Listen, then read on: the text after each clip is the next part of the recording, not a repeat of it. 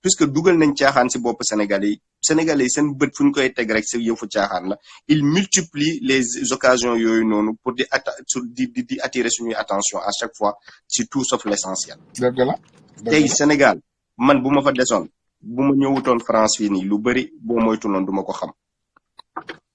heureusement que internet bi accessible na léegi ñu bëri mën a seetaan de ce qui se passe ailleurs mais autant on n'avait que la télévision te RTS lu mu ñuy woon lañ doon gëm ñu ne le Sénégal sur la voie de l'émergence man bu ma nekkee depuis 12 ans ba léegi maa ngi dégg Sénégal sur la voie de l'émergence man xaw ma kañ la ñuy émerger mais Sénégalais grand respecté wuñu ko fenn ci àdduna bi à cause de Macky Sall suñu pétrole bi ñun ñu bëgg a ñibbi Sénégal parce que dégg nañ ni am nañ fa pétrole ñëpp war a mën a dund une vie meilleure que ce qu'on a toujours connu au Sénégal mais toujours pétrole bi comme or bi lay mel comme zircon bi lay mel comme phosphate bi comme fer bi lay mel comme sel bu nekk Lac Rose lay mel comme ressources yëpp yu ñu mës a découvrir dans le monde ici Sénégal toujours ça ne sert que des personnes yoo xam ne ñoom ñoo nekk ci kaw ak seen famille grand loolu foog mu jeex léegi pour mu jeex nag foog gars yi xam ne Sénégalais génération yu bees yi foog ñu won état bi ni jaral na leen seen bakkan pour que le Sénégal tendance bi changer pour ñëpp mën a dund justice. am balaa ngay dem am na lu important si man loo xam ne yéen a ma ci ëpp xam-xam ndax yéen a ngi France gis naa leen ngeen di mëne xeexu France CFA bi parce que it was something that I always wanna have more understanding of. am naa lu ma ci xam waaye peut-être comme ni nga ko waxee melul ni yéen parce que yéen gis naa non seulement ngeen koy xeex ci seen train yi dem ngeen ba ci banque yi yéen a ngi def lépp lu war lan nga xalaat ci monnaie éco bi parce que monnaie boo xam ne tamit depuis 1960 gars yaa ngi ko bëgg a imposer africain yi est-ce que gars yaa ngi def seen due diligence est-ce que du doon rek beneen remplaçant au franc CFA boo xam ne ba léegi France moo ciy njariñ. voilà Alassane Ouattara loolu la wax Alassane Ouattara xam nga Alassane Ouattara ak Macky Sall mooy ñaari bugguma saaga fii parce que personne respectable yi ñoo ñuy seetaan mais vraiment mooy ñaari nit yu ñu gën a sonal ci Afrique donc ñooñu blocage bu am Afrique actuellement ñoom ñoo ko créé Alassane Ouattara bu mu demee rencontrer Macron très récemment bu mu génne dafa ne dañoo décider ni ECO moom mooy remplacer franc CFA ci tout en plus ECO bi luñ koy évaluer day mel ni dévaluation la ñuy ngi dégg parce que mi ngi taw bu baax fi ma nekk j'espère que yéen a ngi dégg yaa ngi dégg bu baax yéen a ngi dégg yàpp ñu ngi dégg ok voilà donc c'est bon donc ECO bi Alassane Ouattara nee na moom mooy remplacer franc CFA donc bu remplacer franc CFA genre d'évaluation moo fay am 1 euro égale 655 un ECO dina dem ba 1200 je crois 1000 et quelques donc loolu benn dévaluation la bu masqué boo xamante ni day ñëw pour noppiloo ñëpp ñoo xam ne dañoo doon xeex pour franc CFA jóge donc lan moo nekkoon ñun suñu espoir c'est que le Ghana faisait partie et le Nigeria faisait partie de ça donc Ghana ak Nigeria gëm nañ ni France fu ñu nekk rek ñoom dinañ ci retirer bu fekkee France continue na gérer monnaie boobu donc toutes les conclusions yëpp waxuñu ko décisions yëpp jëlaguñu ko ci ECO boobu nu muy fonctionner donc pour l'instant information yi ñu ci jot noonu mooy ñaata lay peser par rapport ak euro ak ñenn ñi seen trésor day continuer nekk France ñenn ñi comme dëkk Sénégal yi ak dëkk yooyu noonu ñooñu seen trésor day continuer nekk France comme presque du benn gis ñu ci benn changement en réalité par rapport ak ñun lu ñu bëggoon def parce que dañoo bëggoon bu ñu remplacer franc CFA xaalis bi nga xamante ni dañ koy dugal ci le trésor public français plus de 400 milliards de francs CFA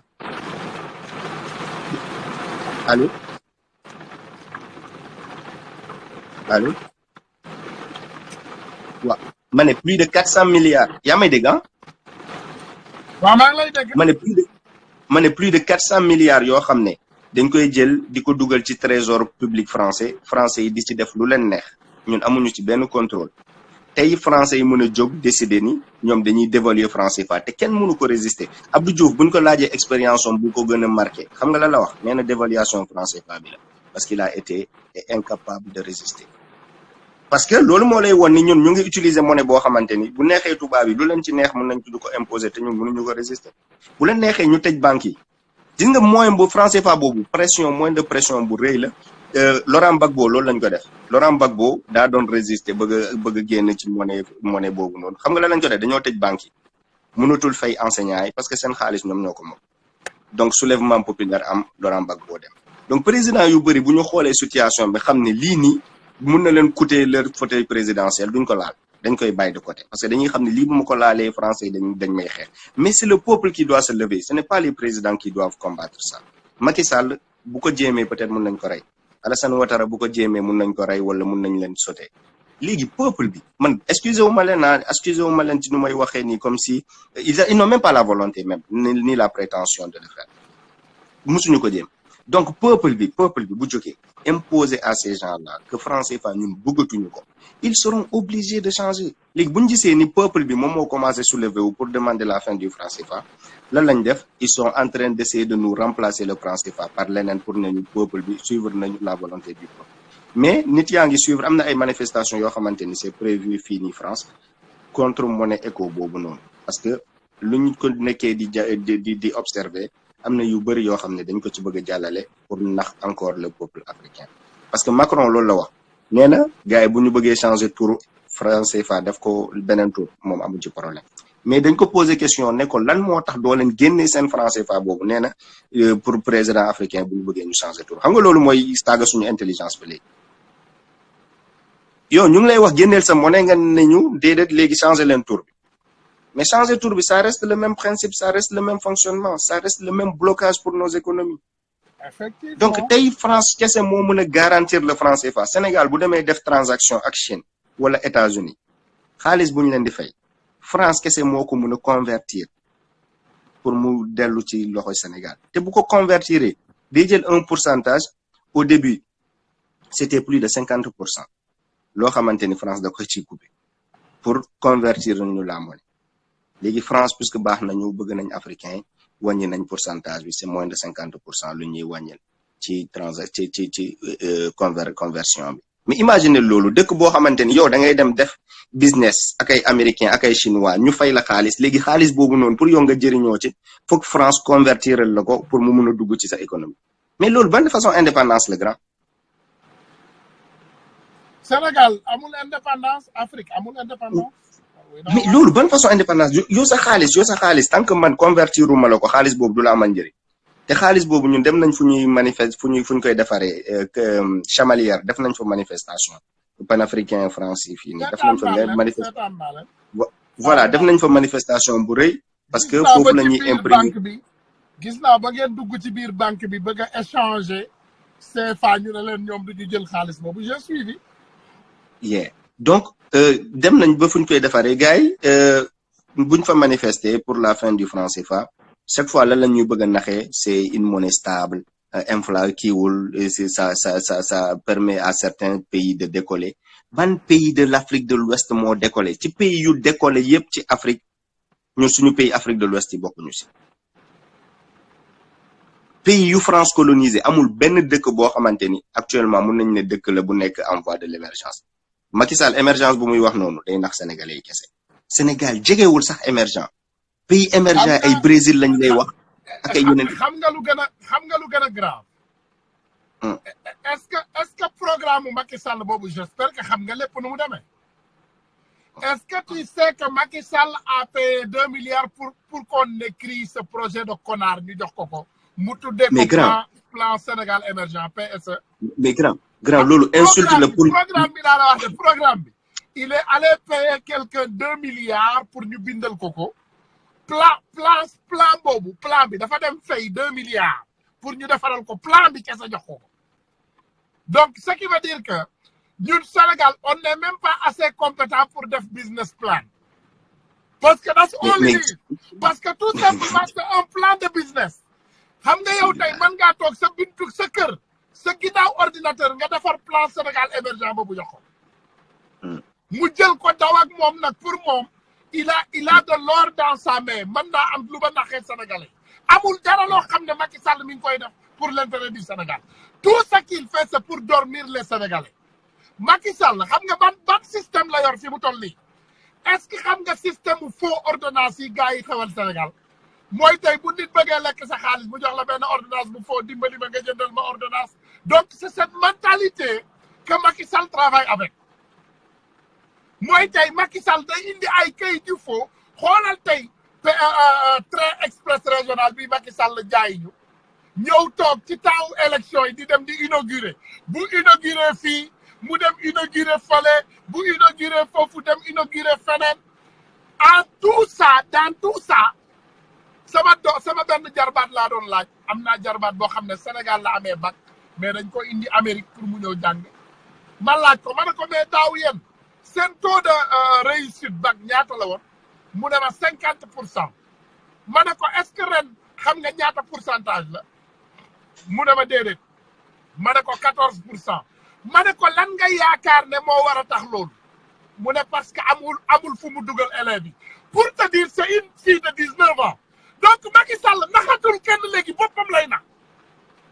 imagine que y a une fille de 14 à 15 ans koo xam ne amin 19 ans koo xam ne suñu président de la république dafay manipuler xale yi parce que amul fu mu leen dugal kooku mën naa dax Kayz-Kof kooku mën naa dax Tunkara mais c'est pas possible président bi bëggoon développement ci këram R4 la doon dawal le président Thomas Sankara qui voulait l'avancement chez lui mais il n'a pas dépensé tout son argent dans des voitures de 1000 milliards billahi Thomas Sankara non du daaw kii may waxal nii Thomas Sankara ce qu'il me dit Thomas Sankara R4 la doon dawal du R4 du Renault 4 la doon dawal R4 Thomas Sankara R4 la doon dawal ñun suñu président de la république lu muy dawal Maybach. Can you believe? I can believe. R5 plutôt R5 voilà Yaya Diallo doomu Pikine Yaya Diallo est-ce que mën nga ñu aussi exposer yi nga xam ne moom mooy résultat taux de réussite yi daaw ak daaw jéeg s'il te plaît tegal ñu ko sur le plateau comme ça ñu gis ko parce que man xaw ma man dëkkuma Sénégal mais grand déjà suñu taux de réussite c'est à 84%. Amérique laa la wax du dëgg suñu taux de réussite ñun c'est à 84%. te dàqu ñu jàng de américains ils ont les outils normaux mais dàqu ñu jàng de sénégalais moo dàq américain jàng mais Kayz-Kof man CM2 laa bàyyee jàng Sénégal déglul lii de CM2 tu connais combien de temps ça m'a pris pour ma am équivalence su bac Amérique 1 an déglu ma de CM2 laa bàyyee jàng Sénégal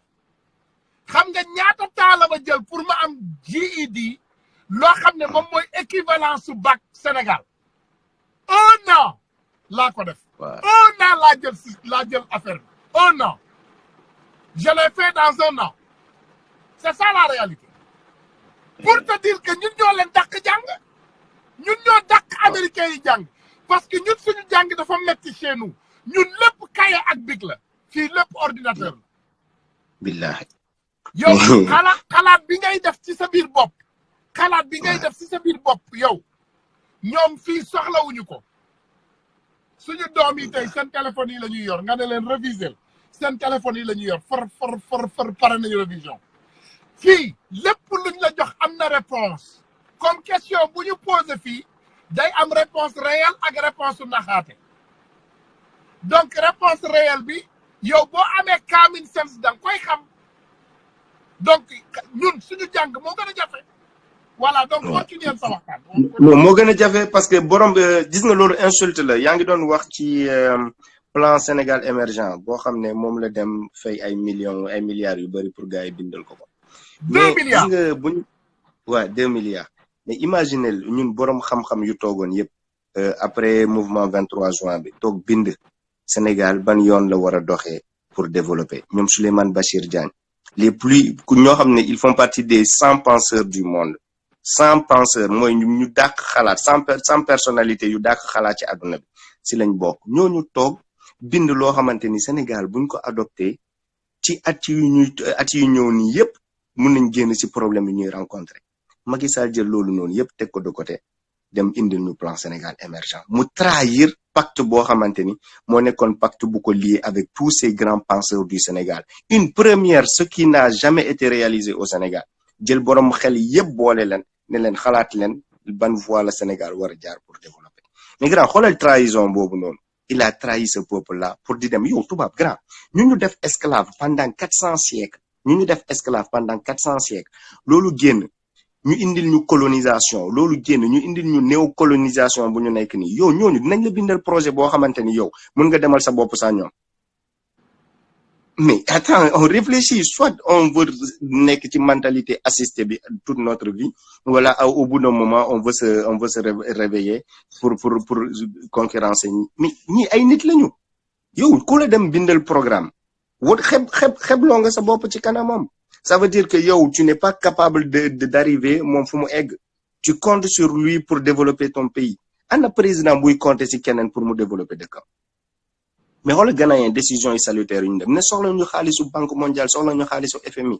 tey économie Ghana c'est une des économies yu gën a porté wu yu gën a nekk en vue ci Afrique. mais kay nga jéggal ma dog la xam nga lan moo tax Ghana bañ xaalisu banque mondiale ak xaalisu FMI. mais yow soo bëggee sa réew naka ngay jëlee sa réew endetté ko ci dette boo xam ne mënu koo fay. tey boo jëlee xaalisu FMI wala banque mondiale est-ce que tu connais que le taux de retour c'est plus de 50%.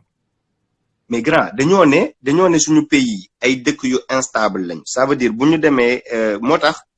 Thomas Sankara di naan dette bi elle est insoutenable nee na amaluñu gars yi dara parce que lu ñuy wax dette ñun dañuy fay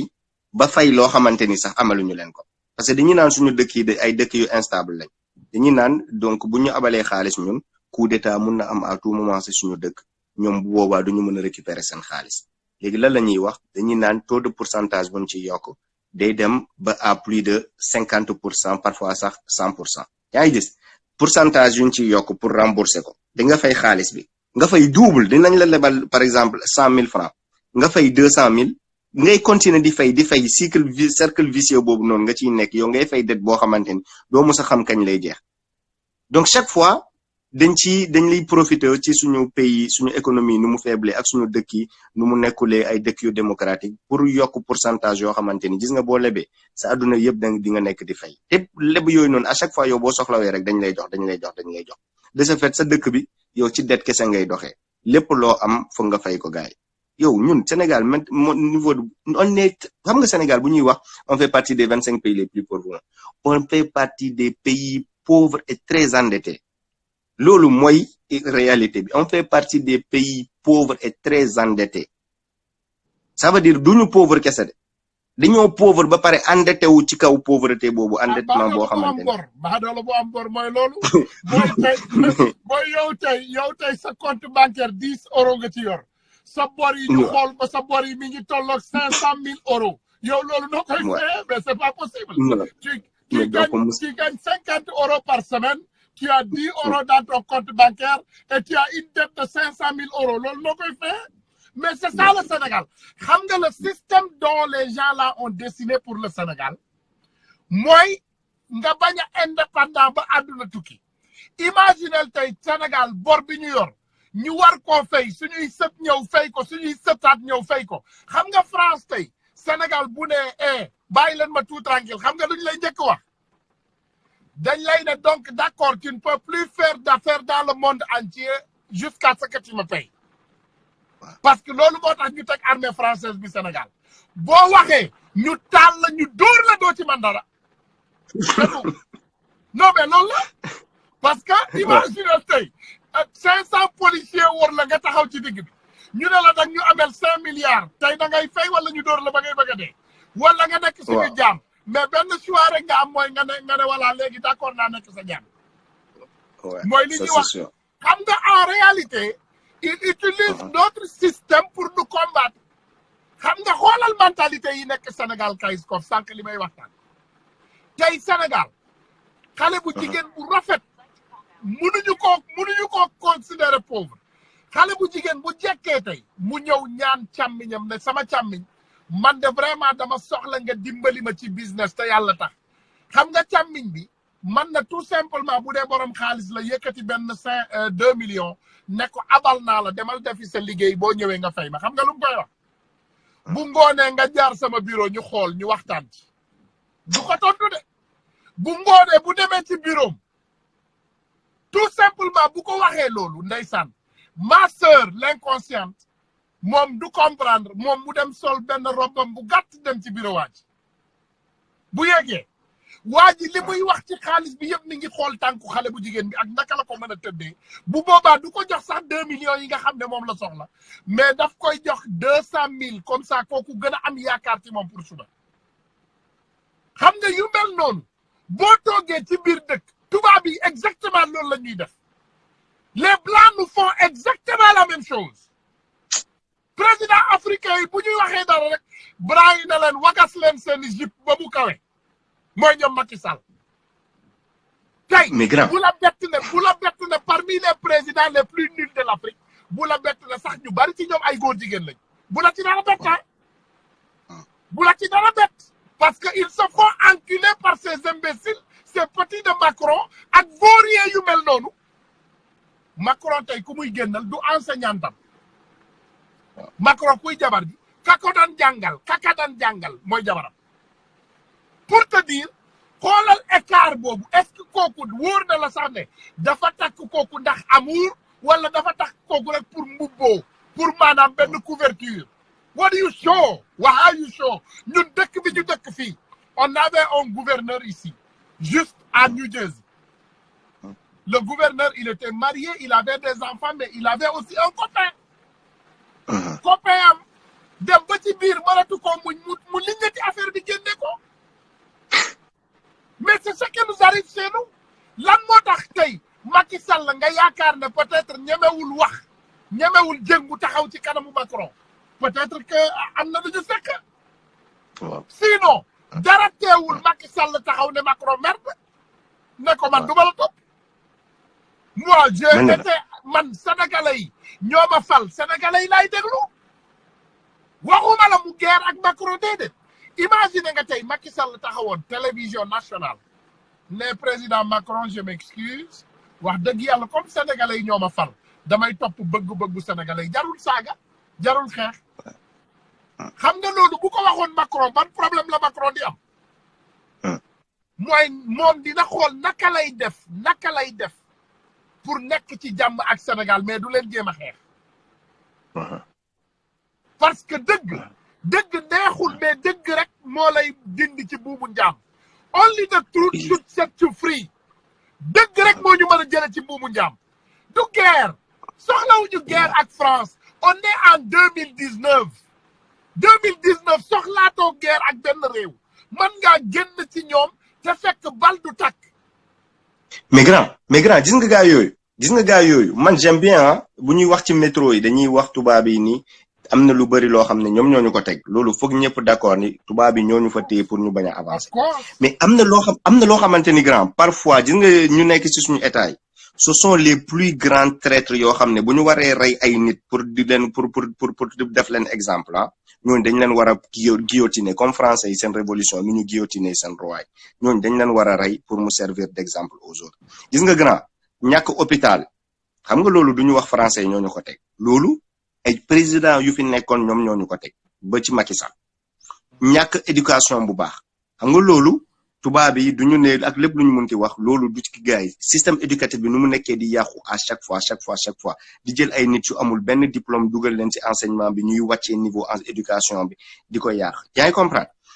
corruption xam nga tubaab yi ñëwuñu di jël suñu milliards di ko détourner loolu ay africain suñu ay mbokk ñoo ko nekk di def di détourner suñu ay milliards di ko dem teg ci kantam banque wala di fi jënd ay biens immobiliers léegi li si des nag mooy système bu ñu français yi imposé ay système mu franc CFA ak ay système mu seen France Afrique yooyu noonu loolu foofu responsabilité France foofu la nekk mais am na yoo xamante ni grand président africain yi ñu si bëri si suñuy président dañ leen waroon pendre loolu je le dis et je le répète tey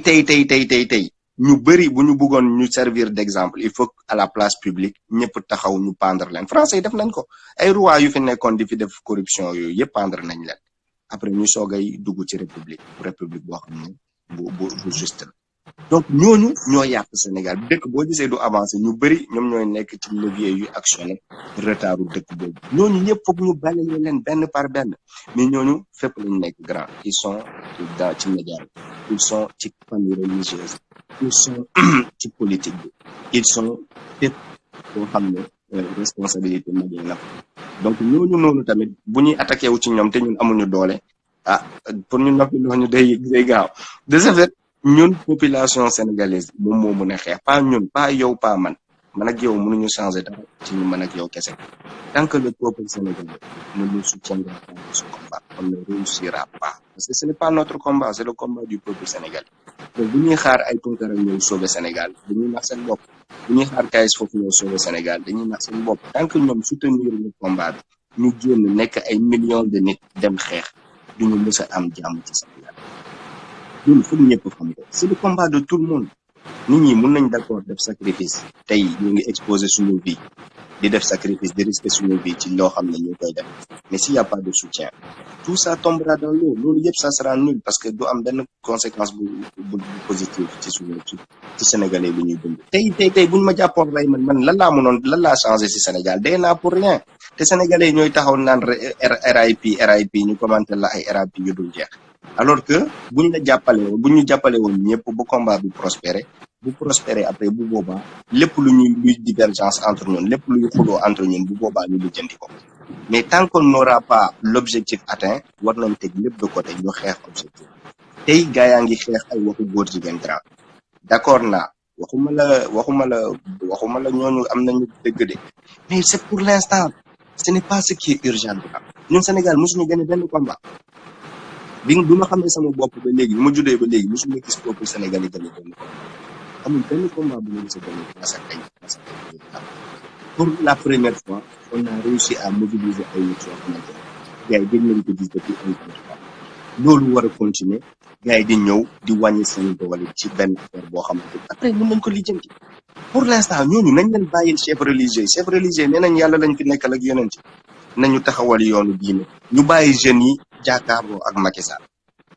nitu diine yi nañu xeex loo xamante ni lii la mais ñu lu ñuy xeex du politique du diine du dara c'est l'intérêt de tous les Sénégalais donc combat boobu dafa war a rassembler ñëpp mais ñu ngi nii di wàññi suñu doole di distraire fii nii di topp yeneen affaire kañ la ñuy gagné loolu combat boobu duñ ko gagné combat pétrole bi duñ ko gagné bu boobaa ñu perte 2 fois combat pétrole bi tey buñ ko xeexul du 2 ans après lañ koy xeex buñ commencé exploiter donc tey imminence bi mooy ñu dem xeexe affaire pétrole bi pendant qu'il est temps ñu gagné fa dara buñ fa gagné dara après ñu tourner xeexe leneen parce que ñun on est pauvre grand dañuy wax nii rek mais on est pauvre ñun suñu foi dëgëru ku ñu défier ak xaalis ñu daanu ñu lajj ku ñu ñëw éprouver ñu ak xaalis ñu kii mais nañu jël sénégalais yi ak pétrole bi ñu yëkkati niveau de vie population bi tuuti ba tax na ku ñëw bëgg la corrompre mu nekk góor jigéen bëgg la dugal ci affaire yooyu ndax xaalis wala affaire yi nga mën a résister tuuti nga am tuuti dignité booy préserver mais sénégalais tey kenn ñu si bëri mënuñu préserver seen dignité parce que dañoo pauvre il n'y a pas de dignité gars yi Sékou Touré nee na il préfère la pauvreté dans la dignité à la richesse dans l'esclavage mais dignité dafa metti ci pauvreté dignité ku pauvre mënta am pauvre ak dignité mënta am xam nga li may wax ni toujours grand baadoola sax jaamu yàlla am du mat imagine tey sa biir bi taawu yonent bi gars yi dañu doon takk ay xeer si seen biir yi di ko takk bu dëgër parce que ndax xiif bu metti léegi tey guddi yi ñu toll xam nga ne nit ku lekkul naanul kooku bu nekkee ci biir julli mu dégg ay bool yu kalang-kalange fa ne day dog julli ji dem lekk xam nga li ma la wax donc baadoola sax ak jaamu yàlla bu mat ànd donc il faut que Sénégalais yi xam ne bu muñ jaam bi nga xam ne mi ngi si ñun rek a ko mën a dindi frère yow tey wóor na ma ne nee naa la 10 minutes yi ma la déglu xam naa ne ku la naroon takk buumu njaam di nga dee waaye du la takk buum mais c'est la même chose ici malgré nag magguy bi ak malfait bi dafa bari ci suñu liggéey bi moo tax tey rek maa ngi liir ndeysaan sa benn post bi nga def mais ma bëgg la wax rek mais frère yàlla moo yor bakkan loolu moo bizarre ci bakkan li yàlla bind yëpp bakkan bokk ci li yàlla bind yëpp ci doomu aadama bakkan moom rek moo ko mën a jël moom rek moo ko mën a bàyyi ci nit moom rek malikal mawti maanaam ñun ci suñu gëm-gëm li ñuy wax malaaka bi nga xam ne moom mooy ñëw fokkarti ruu ci doomu aadama moom rek moo ko mën a yóbbu dee ak feebar ak gaañ-gaañ ak sonn bokkul dara nit mën naa feebar 10 ans mu jékki-jékki rek jóg wér peñ nit mën naa bañ a feebar jékki-jékki rek dee loolu yàlla moo ko yor yàlla rek moo yor bakkan donc ñun bu ñu gëmee yàlla ñun bu ñu gëmee li ñuy def te ñu teg suñu yaakaar yëpp ci yàlla Macky Sall du ci man dara lii changé réew lii changé réew lii changé adduna bi ci boppam yàlla ci doomu aadama la koy jaarale parce que nous de notre côté de votre côté Nabillahi Isa muy Jésus de notre côté muy prophète Mohammed sallallahu alayhi wa sallam une personne qui s'est réveillée muy dox di partager benn message il n'avait pas 5 personnes qui le suivaient et aujourd'hui il y a au moins 2 milliards de musulmans dans le monde donc notre message est en train de passer hein parce que yonent yàlla bi muy lancer message am bi ñun ñi ñuy dégluwuñu ko Kayskov y a pas quelqu'un qui est au Sénégal qui ne connaît pas ton message y a pas quelqu'un qui est au Sénégal qui ne connaît pas mon message léegi nag li ñuy xalaat kay mooy kañ la ñuy jël message yooyu def ko maanaam réalité c'est ça la réalité foofu la ñu toll defe naa toll nañu foo xam ne ak sénégalais yi tey dañu war a jël rek mbir mi def ko réalité parce que sénégalais dafa ragal dóor sénégalais dafa ragal kaso mais en réalité ñu ngi leen di dóor te ñu ngi kaso ñoom xamuñu loolu. mais gisoo tey am na benn borom kër nga nekk sa kër ah vas-y. non waa Cameroun prisonniers yi ñoo jékki-jékki créé ngandi boucan ci prison yi nee nañ ñoom ñëpp nañ leen rey bu boobaa wala ñu libérer prisonniers politiques yi loolu tey ci prison la xewee ñu def ko direct partagé naa ko ci sama page bi mais nee nañ nañu rey ñëpp wala ñu libérer prisonniers politiques yi mais ak grand baal ma de dagg naa la pardon. non demal vas-y continue. donc gis nga xeexu pétrole bi grand c'est imminent pour ñu réussir ko grand dañuy wax pétrole mais sénégalais yu bëri xamuñu sax luy pétrole pour ñoom pétrole mooy lampe tempête yooyu noonu pétrole boo ciy def alors que xamuñu ni pétrole li bëri loo xam ne dañ koy utiliser ay dérivés pétrole la ay yére yi ñuy sol tali yi ñuy defar ay pono oto yu ñuy kii ay essence bu ñuy dugal ci biir oto mais yooyu noonu yëpp boo waxee imaginel grand ay Nigérian dañoo pays yoo xamante ni am nañ pétrole quantité bu kenn xamul mais pays yooyu la essence gën a chéré que France grand imaginel te France amul pétrole mais dëkk yooyu pétrole lu mu fay jar te ñoom seen dëkk mu ngi am pétrole de ñoom ñu ngi ay multinational ñu ngi explorer seen pétrole ñu ngi exporter seen pétrole mais pétrole për njëgu bu mu fay jaru ko sax France mais loolu mooy mujjee arrivé Sénégal ça veut dire gars yooyu ñooy ñëw imposer seen règle ñooñu indil nañ leen Auchan indil nañ leen Carrefour indil nañ leen Diamniadio indil nañ leen loo xam ne pour bu ñu ñëwee ñoom ñu nekk ci jàmm sénégalais yi nekk ci pauvreté ñooñu bu ñu ñëwee du ñu lekk ñun fu ñuy lekk Auchan la ñuy dem lekk Carrefour la ñuy dem lekk du ñu jënd ci suñu ndox yu bon yi ñoom duñ ko naan ñooñu bu ñu ñëwee foog ñu am fu baax fu ñu nekk Macky Sall defar na leen Diamniadio bu ñu ñëwee ñoom dañuy dem direct ci Diamniadio pour ñooñu la defal train express régional pour ñooñu bu ñu ñëwee bu ñu jëlee train express régional bi vite fait ñu egg aéroport Macky Sall defarul dara pour sénégalais il ne se soucie même pas des sénégalais ce n'est pas sa priorité Macky lu mu nekk di def mooy gars yi di ñëw pour ci Sénégal nan la leen di mettre ci condition yu baax alors que jaay na leen suñu lépp ba pare donc ñun ñu ngi Sénégal sax mais ay étranger la ñuy mujjee doon Sénégal parce que Auchan ñu si bëri xam nañ Sénégal nu muy demee gars yi dañ leen di exonérer d'impôt entreprise yu bëri dañ leen di ne bu leen fay impôt te dëkk ci impôt lay amee xaalis donc Auchan dina ñëw boo moytul ñu exonérer ko d'impôt xaalis bu muy gagné yëpp xaalisu sénégalais yi mu rapatrier ko fii nii France mu ñëw jëriñ askanu français mais xaalis boobu noonu xaalisu sénégalais yi la mais dañ koy ñàkk multinationales yi bu ñu ñëwee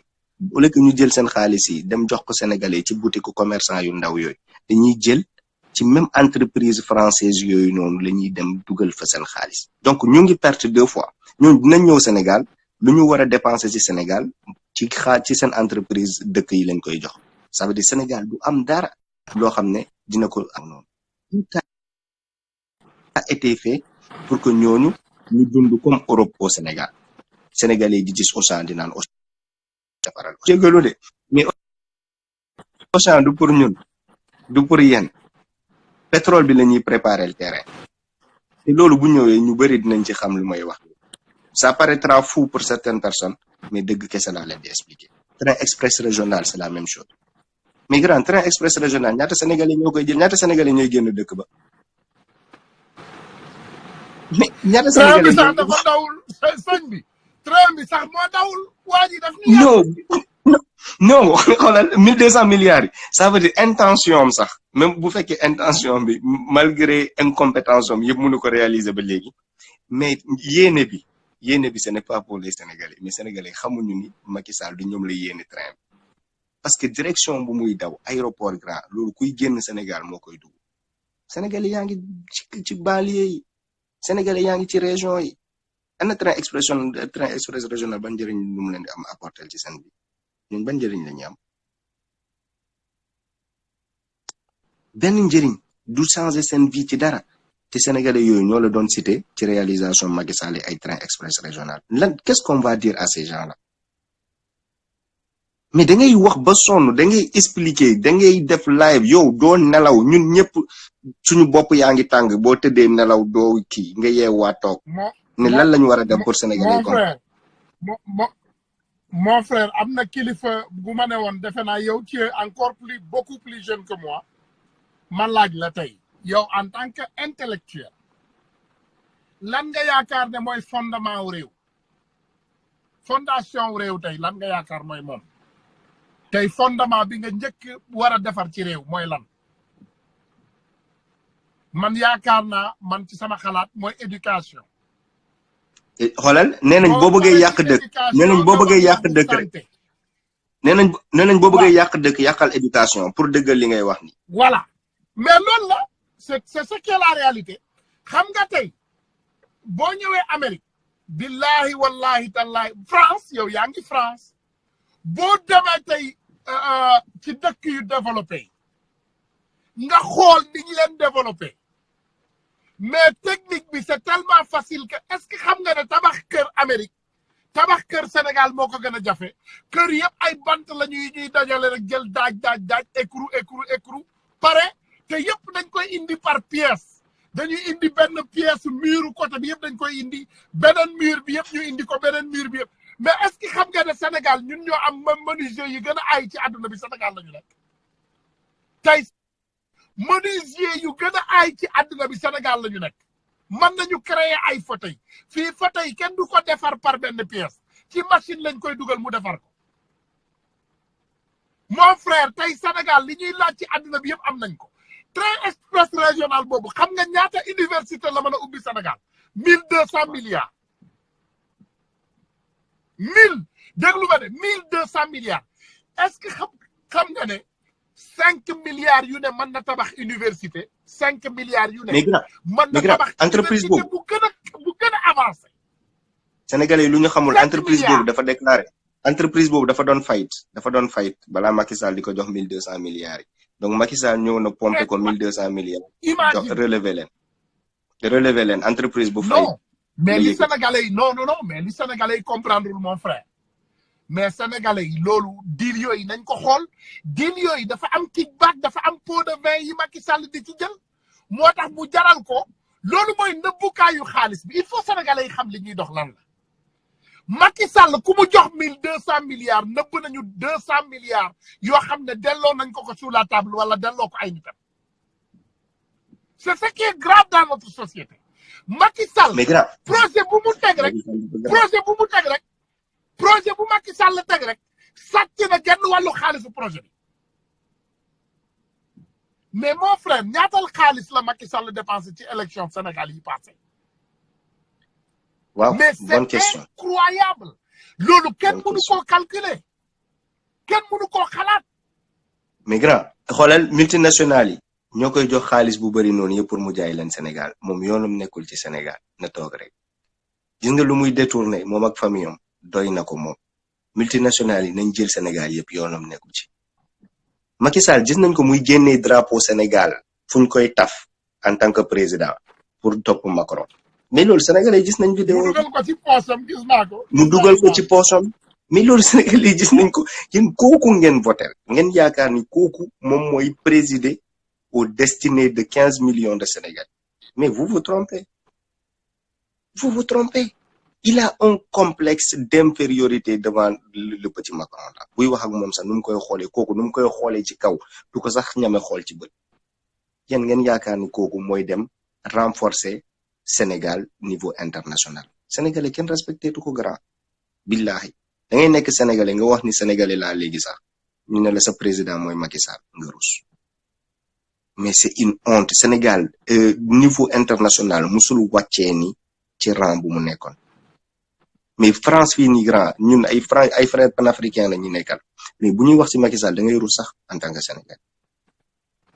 da ngay rus tellement Sénégal ñooñu dañ ko respecté woon ñooñu duñu sañoon wax kanamu sénégalais mais Macky Sall tey décision yu muy jël avançons sur le sujet c'est le minimum pour aspirer au bien-être Akhenaton laa doon lire tey Sénégal niveau bu mu nekk nii ak nu muy dégringolé éducation nekk à terre corruption yi milliards yu ñu détourné jabarom di def lu ko neex ci xaalisu Sénégal ku feebar pour uti ci tur mu ñëw ne da lay jox xaalis sénégalais yi nekk feebar ay millions de sénégalais nekk di feebar amay maladie te noppi dem diagnostic sax duñ ko mën dem pour diagnostiquer feebar amuñu xaalis pour diagnostiquer ñu jékki-jékki rek dee gars yi ne fatiguement moo ko rey parce que kooku daa yàgg ak feebar bi amutoon xaalis pour dem diagnostiquer ko feebar boobu rey ko am na feebar yu bari yoo xamante ni mu ngi rey sénégalais yi buñ ko diagnostiquer woon à temps mais amuñu moyen loolu moo leen di rey bitim réew fii nii da ngay doo am dara da ngay dem taxaw ci kanam hôpital ñu jël la faj la ñu envoyé la facture ne la fay ko boo amee xaalis Sénégal ay nit yaa ngi rembundu hôpitaux yi gars yi di business ak pharmacien yi sénégalais yi ñuy dee ci hôpitaux yi te médecin du leen sax xool Afrique pharmacie garab gën a cher en Afrique le continent le plus pauvre au monde garab gën fa cher que plus que partout au monde te nee nañu ñoom dañoo nekk di jàppale Afrique mais grand dañoo bëgg ñu disparaître te ñun bu ñu parewul résister on disparaîtra grand ñun ñëpp on disparaîtra petit à petit bu ñu fàtte ni tubaab bi dañoo dem gis ay indien ñu nekkoon États-Unis ak ay kii yooyu noonu ñu rey leen dàq leen ñu récupérer seen terre Afrique du Sud bi nii dañoo ñëwoon pour récupérer seen terre Nelson Mandela peuple soutenir ko dama ne peuple soutenir ko melu ni peuple sénégalais bi nga xamante ni boo génnee rek dañuy naan intérêt moo tax ngay wax peuple soutenir ko mu mettre fin à l'apartheid parce que ñooñu lan mooy seen mission dañoo bëgg a recoloniser suñu terre yi moomaat Afrique dans leur projet partout grand xoolal terre yu bëri tey Sénégal ci loxo ñan la nekk loxo tubaab yi la nekk grand am na côté yoo xamante ni man ak yow mu ñu fa am kër loolu tubaab yi ñoo fa dëkk ci suñu wetu géej gi am na endroit yu bëri tey Sénégal ñu ngi koy récupérer ci loxo Sénégal chinois yaa ngi jënd ay terre ñu ngi jënd ay terre partout en Afrique di récupérer suñu terre yi africain la ñuy dem ba ci kanam ñuy ñaan chinois yi terre di ñaan tubaab yi terre parce que amatuñu terre lépp jaay nañ ko mais après ñun on sera des propres étrangers tubaab mooy ñëw dàq la Sénégal ne la yow doo sénégalais man may sénégalais parce que on est en train de tout faire pour que ñooñu mën a dund ci Sénégal xool niveau de vie grand Dakar mais Dakar niveau de vie bi nu mu chéré mais c'est incroyable fii nii niveau de vie cher na mais nit yi am nañ liggéey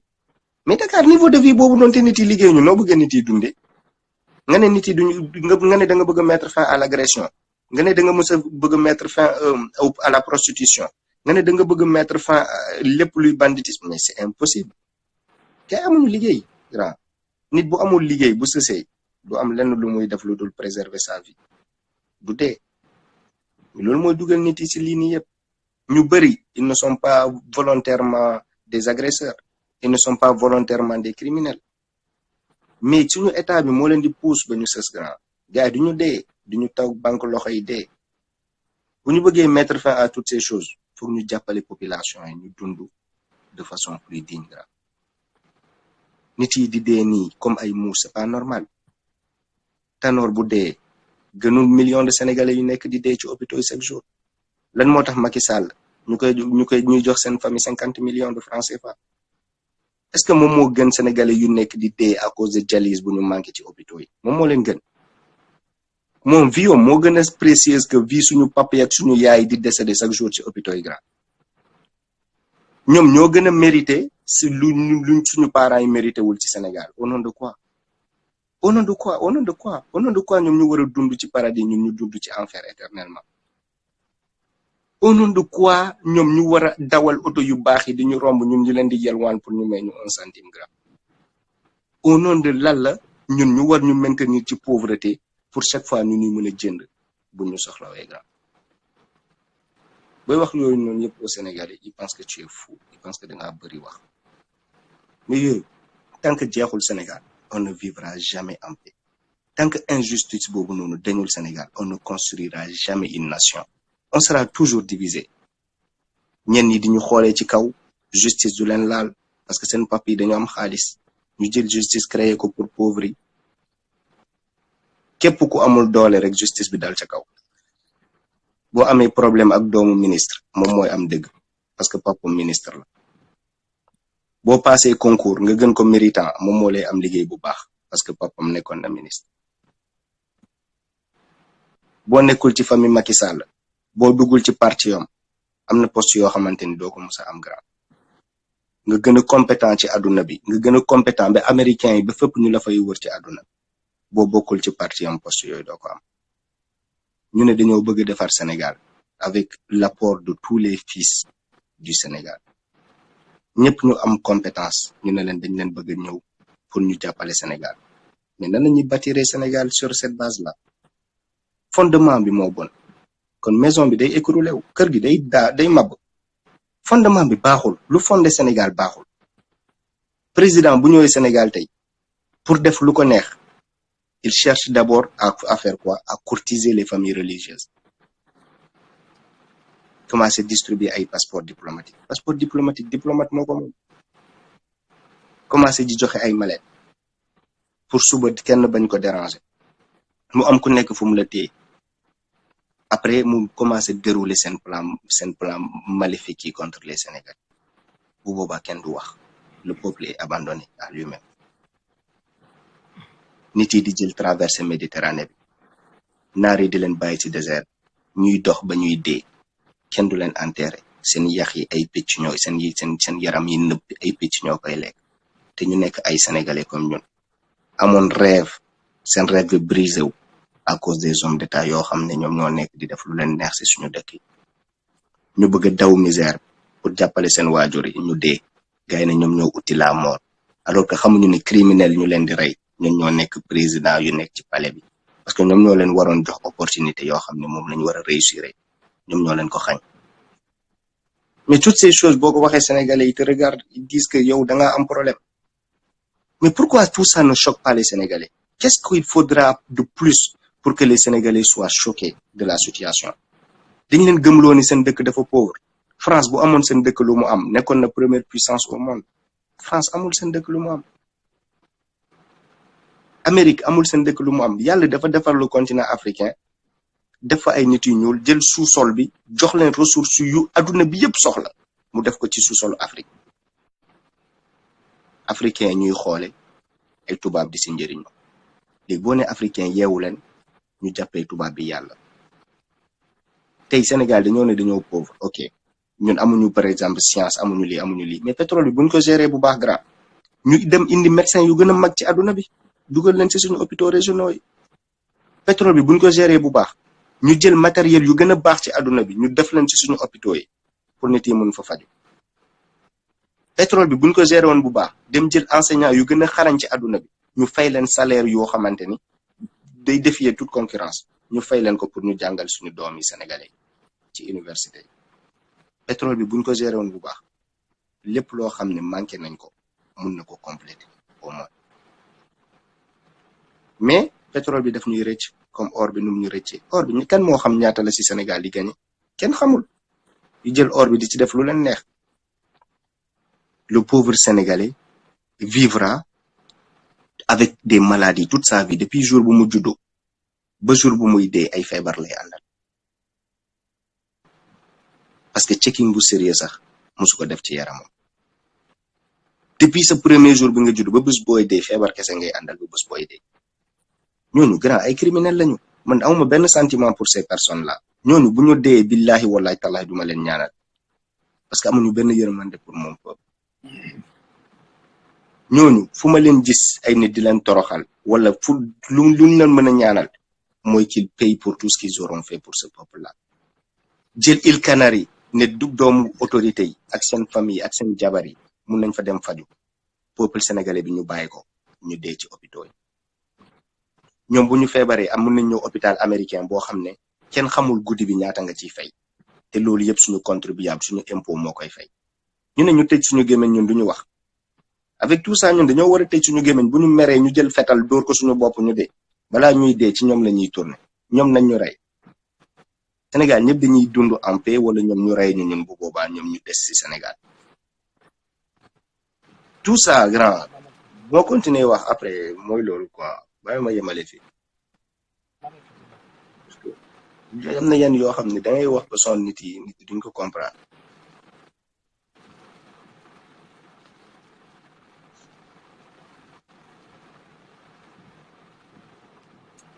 xam nga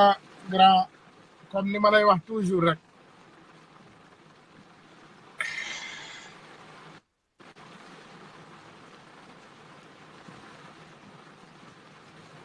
dafa metti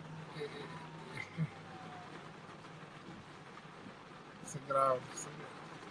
c'est triste gars yi vraiment voir un frère sentir de cette manière.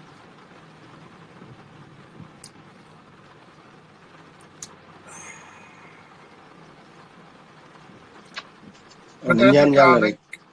tout un jour, espérons que Sénégalais ils se réveilleront. Ils sauront que ligne yàlla tegu leen ko. li ma am pour wax ko grand defe naa Sénégalais yi comme ni ma la koy waxee ils sont réveillés léegi kay defe naa it's just a matter of time comme ni ko gars yi di waxee heure bi dina jot peut-être c'est l'heure qui n'a pas encore sonné heure bi moo sonneegul mais j'en suis sûr et certain que man ci sama calcul bu gàtt la bi affaire pétrole bi commencé je me suis donné seulement 6 mois ma ne Sénégalais yi dinañu bàyyi Macky caaxaane ñu benn 2 mois ñu révolté benn 2 mois ñu yeggali xeex bi ci benn 2 mois moi j'en suis sûr et certain que sama xalaat bu gàtt laay wax ndax doomu aadama moom da nga mën a am yéene rek yàlla moo koy matal balaa année 2019 bii di jeex yaakaar naa ne Sénégalais yi dina am parce que nous notre génération dafa différent suñu génération dafa wute ak génération yi ñëwoon avant ñun te ñun génération yi nekk après ñun aussi dañu différent parce que man tey billaay wallaay frère man musuma xalaat ne dinaa wax ak jeune de ta manière boo xam ne dina am sentiment ci réew ba ay rongoñam di ci tuuru te amu ci benn njariñ ku ma ko waxoon du ma ko gëm parce que toujours jom niñ ko daan mesurer mooy sentiment bi génn ci dënd doomu aadama bi buy wax te loolu laa sentir ci yéen man nee naa la benn fierté rek laa am man ci Sénégal d'avoir des frères comme vous am ay rakk yu mel ni yéen parce que au moins xam naa ne suñu nijaay yeeg suñu papi yi ils ne sont pas mauvais mais ils n'ont pas fait tout ce qu'il fallait pour arrêter ces malfaiteurs mais comme yàlla indi nañu tey ñun yàlla indi ay rakk yu mel ni yéen te j'en suis sûr et certain que billahi wallahi tallahi yàlla doomu aadama nee nañu yàlla sa xol rek la lay fay yàlla du bàyyi Sénégal soox tout simplement parce que am na ay jeunes yu mel ni yéen ñun peut-être duñu fekkee comme ni may wax nit ñi la toujours parce que âge ndeysaan ñu ngi yéeg ci âge te xam naa ne Sénégal dina am jàmm dama yaakaar rek ne que yàlla moo xam mais xam naa ne ñun bu ñuy fekkee duñu fekkee fu mu neexee duñu tollooti suñu diggu ndënd yàlla ak yonente bi xam na ne yàlla ak yonente bi xam na ne du bàyyi xeex bi seen xeex bi suñu xeex bi ñuy xeex mu nekk en vain yàlla du ko bàyyi yàlla duñu seetaanee noonu yàlla bañeewuñu noonu Dieu nous aime beaucoup malgré leader yi ñu am mais yàlla bëgg nañu billahi wallahi maa ngi jéggalu nag frère ndax xam naa ne après ci kanam rek inshallah merci na la yàlla fay gars yi ñu ngi tàggatoo rek ñu tàggatoo benn